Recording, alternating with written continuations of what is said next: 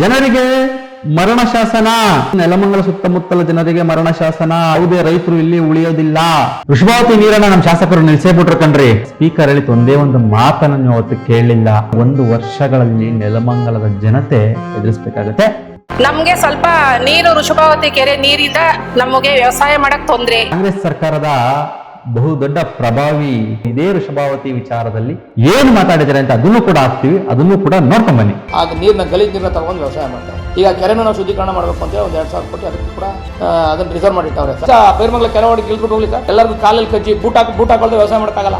ಮಾನ್ಯ ಶಾಸಕರೇ, ನೆಲಮಂಗಲ ಕ್ಷೇತ್ರದ ಶಾಸಕರೇ, ಬೈರಮಂಗಲ ಕೆರೆಗೆ ಇಳಿದು ನೋಡ್ಬಿಟ್ಟು ಆಮೇಲೆ ವೃಷಭಾವತಿ ನೀರನ್ನ ನೆಲಮಂಗಲಕ್ಕೆ ತರ್ತಕ್ಕಂತ ಪ್ರಯತ್ನವನ್ನ ಮಾಡಿ. ಬೈರಮಂಗಲ ಗ್ರಾಮ ಯಾವ ರೀತಿ ನಲುಗ್ತಾ ಇದ್ರು ಅಲ್ಲಿ ಜನ ಅಂದ್ರೆ, ಅಲ್ಲಿನ ಸೊಳ್ಳೆ ಕಾಟ ಒಂದಿದೆಯಲ್ಲ, ಈ ನೆಲಮಂಗಲದಲ್ಲಿ ಜನ ಒಂದು ದಿನ ಕೂಡ ಸಹಿಸ್ಲಿಕ್ಕಾಗಲ್ಲ. ಹೊಟ್ಟೆ ತುಂಬಾ ನೋಡಕ ಕೂತಿರ್ತವೆ. ಇಲ್ಲೇ ಪೈಪ್ ಲೈನ್ ಹಾಕಿದ್ರಲ್ಲಪ್ಪ ಮಹಾಶಯರು, ಆ ಪೈಪ್ ಲೈನ್ ಮುಖಾಂತರ ನೆಲಮಂಗಲ ಕೆರೆಗಳಿಗೆ ಬರುವುದು ಶತಸಿದ್ಧ. ಶಾಸಕರನ್ನು ಭರವಸೆ ಕೊಡ್ತಾರೆ ಸದನದಲ್ಲಿ ನಿಂತ್ಕೊಂಡು. 3ನೇ ಹಂತದ ಟ್ರೀಟ್ಮೆಂಟ್ ಅನ್ನ ನಾನು ಒತ್ತಾಯ ಮಾಡ್ಲಿಕ್ಕೆ ಕಾರಣ ಏನು ಅಂತಕ್ಕಂಥದ್ದನ್ನ ಸದನ ಗಮನಕ್ಕೆ ತರಲಿಕ್ಕೆ ಬಯಸ್ತೇನೆ. 3ನೇ ಹಂತದ ಶುದ್ಧೀಕರಿಸಿ ಕೆರೆಗಳಿಗೆ ನೀರು ತುಂಬಿಸುವ ಬಗ್ಗೆ ಮಾನ್ಯ ಸಣ್ಣ ನೀರಾವರಿ ಸಚಿವರ ಗಮನವನ್ನು ಸೆಳೆಯುತ್ತೇನೆ. ಸ್ವಾಮಿ, 3ನೇ ಹಂತದ ಶುದ್ಧೀಕರಣ ಮಾಡಿದ್ರೆ ನನಗೆ ಈ ನೀರು ಬಿಡಿ, 2ನೇ ಹಂತದ ಶುದ್ಧೀಕರಣ ಬೇಡ. ನಮ್ಮ ಕ್ಷೇತ್ರದ ಜನರು ಸಾಮಾಜಿಕ ಜಾಲತಾಣಗಳಲ್ಲಿ ನನ್ನ ನಿದ್ದೆಗೆಡಿಸ್ತಾವ್ರೆ.